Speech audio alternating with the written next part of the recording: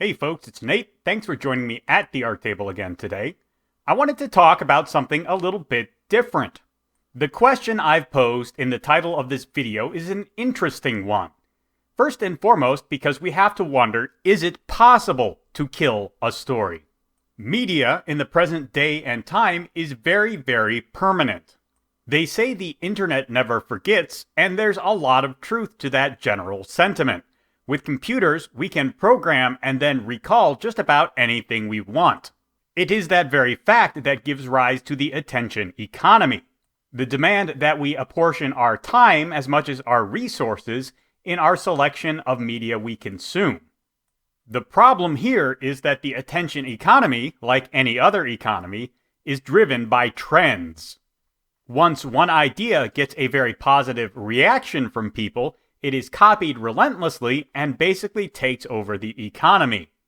Now, storytelling has always had trends to it, but with the development of mass media, as storytelling became very big business, trends have taken over more and more of the economy of storytelling, and the attention economy has only further cemented this problem.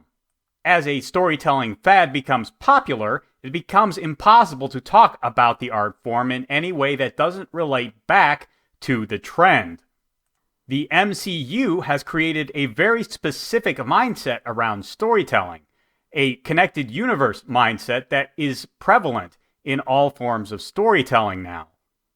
There's nothing wrong with that, but it has become very difficult to discuss storytelling in any way that gains traction in the attention economy without beginning from this shared universe mindset. Now, of course, trends can only last so long, and we are already beginning to move away from the shared universe mindset in storytelling. The real problem arises when a trend wipes out something important to a specific kind of story. Let me give a single example of this to start out with. Superman is representative of a specific kind of storytelling trope.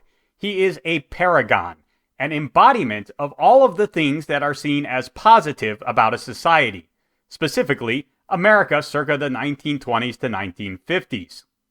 Now, a paragon does not exist to deny what is negative about a society, but rather to encourage what is positive about a society. Superman is no exception to this rule. However, in the 1970s and 80s, as American society began to seriously grapple with some of its shortcomings, Superman lost some popularity. There were other factors specific to the comic book industry that contributed to this, but that's really outside the scope of this video.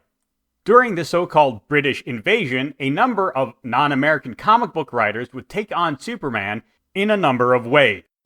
The most famous of these is Alan Moore's Watchmen, a so-called deconstruction of the superhero genre that removes all moral limits from the Superman character and instead makes him purely an expression of capricious will, a creature totally divorced from humanity.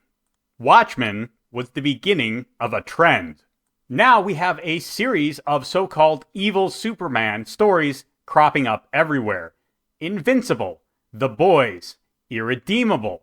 All of these are stories that focus on a Superman-style character who is seen as a paragon, but whose virtues are either a disguise for or a thin veneer on top of a very depraved attitude. These evil supermen have taken over the attention economy. They have supplanted Superman himself in the public eye, to the point that the modern Superman stories we do get replace the original paragon of American virtue with a character much like his counterparts in stories like The Boys.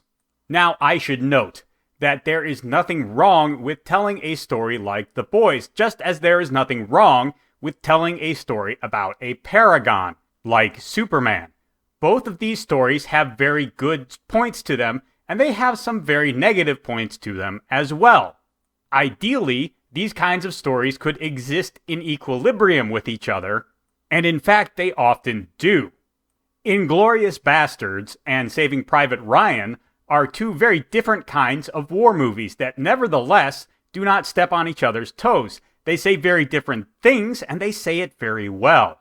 Yet there is no demand that one kind of film replace the other kind of film, unless a trend takes over, which is pretty much what has happened to Superman. The attention economy demands that the Paragon stories be replaced by the deconstructions of that paragon. Or, in short, Superman stories are dying. Indeed, we may have reached the point where it will be impossible to reassert Superman himself once the deconstruction trend is over. The all-powerful Paragon superhero has largely been drowned out by the much more dark, brutal, and self-serving all-powerful anti-hero. Worse, with the modern permanency of media, every attempt to rectify this imbalance and bring the stories back into equilibrium will be struggling uphill against the very currents of the attention economy that created the problem in the first place. Now, as I said, trends are trends. They come and they go.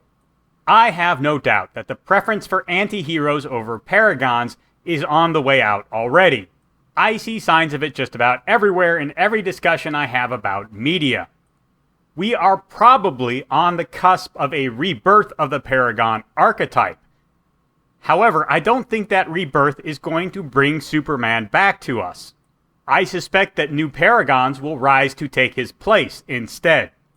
After all, the Shadow was the premier vigilante crime fighter of his era, but when his era ended, when the trends turned against him, he didn't come back when the archetype was reborn. He was replaced with Batman. This, then, is the life cycle of a story. It is born, usually on the waves of a trend that brings it to prominence. It lives for a time until people grow tired of it, and then it begins to fade from memory. And at that point, as other storytellers begin to deconstruct it, that story begins to die.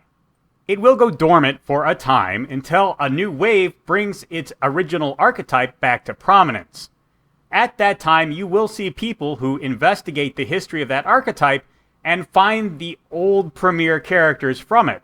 But those characters will never reassert themselves as the primary dominant face of the archetype. Yes, people will go back and rediscover the old stories. Razor Fist does a lot of great work bringing the Shadow into the modern era and reminding people of how good those stories were. But there is no longer forward momentum to the Shadow. There is value in preserving and remembering his stories, but we are at this point better served by developing new vigilante characters rather than attempting to recapture a character who is so heavily defined by prohibition and organized crime, by the radio and the telegraph, and by the build-up to the world wars. By the same token, while it is wonderful that the immigration and integration experience of the 1920s Jewish community was able to birth a figure like Superman who embodied all of the shared values that people believed America should coalesce around, and it is remarkable that the character was able to endure for so long, that he proved so flexible he could respond to many significant changes in society and culture. Ultimately, I think that Superman has reached the end of his run. Rather than adapt him to new circumstances and new cultural shifts, people have chosen to deconstruct him. Rather than give us a paragon in a culture that increasingly hates paragons, we have found him becoming an anti-hero in a culture that loves selfishness. When the new era of Paragon storytelling arises, I'm sure many people will look back fondly on Superman. And I will be one of them. But the new wave of Paragon storytelling is going to rise on the backs of characters other than Superman. It is going to be defined by them. They may not even have superpowers. They may just be detectives, scientists, astronauts, or explorers who set out to do good with whatever they have at hand, rather than using godlike powers. A story dies when we are not interested in telling it anymore, and the story of Superman was one we were very interested in telling for a long time. But our attention has drifted to other kinds of stories, and now, even when we try and tell Superman's story, we tell something else instead. Superman is not the only story to meet this fate. It happened to Star Trek. Gene Roddenberry's vision of a future of optimism and hope and exploration is just not interesting to a lot of people any longer. Luke Skywalker's journey from humble farm boy to galaxy-shaping heroism has been replaced with stories of Padawans and clones and people who are born for specific purposes with natural gifts and a lot of training rather than humble origins. These individual stories have passed away, and that is a little sad. Not because the stories are over, that is a natural part of telling stories, and a story that is told to completion is a great thing indeed. It's sad because an important part of the human experience has gone dormant for a time, and we'll have to do without it, until we can find it within ourselves to tell those stories again. Anyway, that's all I've got for you today. Let me know what you think down in the comments below. There's a like button and a subscribe button down there. You can use those as you see fit, and I will talk to you later.